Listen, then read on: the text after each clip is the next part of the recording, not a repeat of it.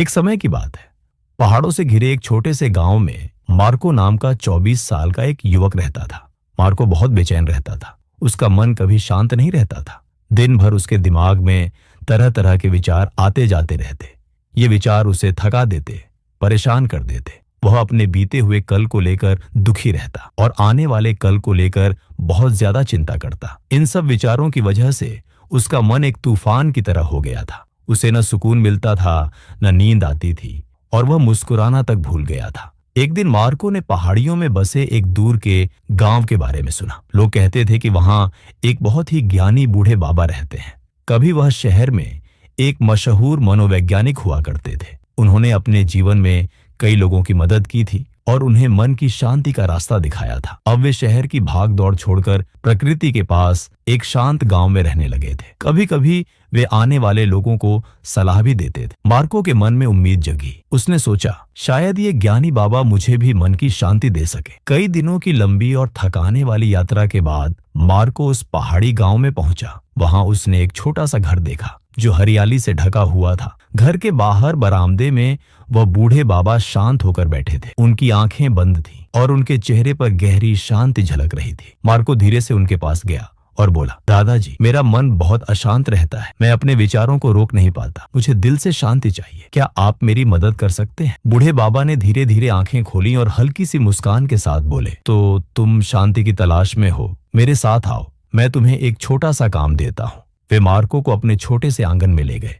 वहां उन्होंने एक गिलास पानी से पूरी तरह भर दिया। गिलास इतना भरा हुआ था कि जरा सा हिलाने पर भी पानी गिर सकता था। उन्होंने वह गिलास मार्को को दिया और कहा, इस जगह से गांव के आखिरी छोर तक जाओ और फिर वापस आओ, लेकिन याद रखना, पानी की एक भी बूंद नहीं गिरनी चाहिए।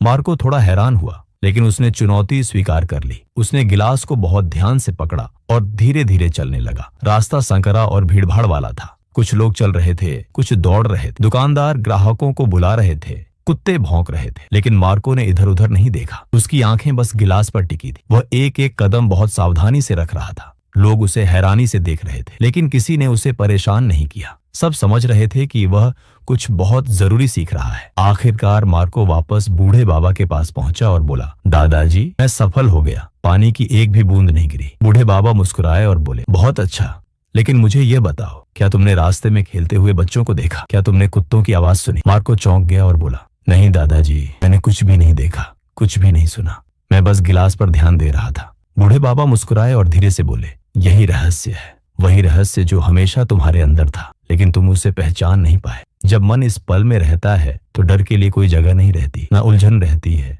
न बेकार के विचार। उस समय तुम सिर्फ पानी पर ध्यान दे रहे थे। तुम्हारा मन पूरी तरह शांत था। न तुम अतीत के दुख में थे, न भविष्य की चिंता में। धीरे धीरे मार्को को सब समझ आने लगा। यही वह शांति थी जिसकी वह तलाश कर रहा था। शांति बाहर कहीं नहीं मिलती, शांति हमारे अंदर ही होती है, जब हम वर्तमान क्षण में जीते हैं।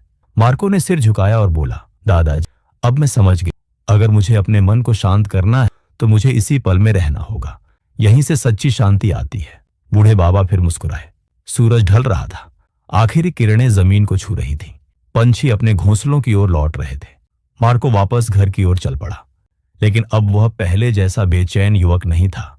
वह अंदर से बदल चुका था। अब उसके मन में शांति थी, क्योंकि अब वह जान चुका था कि मन को कैसे शांत करना है। अगर आपको यह कहानी पसंद आई हो तो इसे लाइक करें और अपने दोस्तों के साथ शेयर करें। और ऐसी ही प्रेरणादायक कहानियों के लिए हमारे चैनल को सब्सक्राइब करना न भूलें।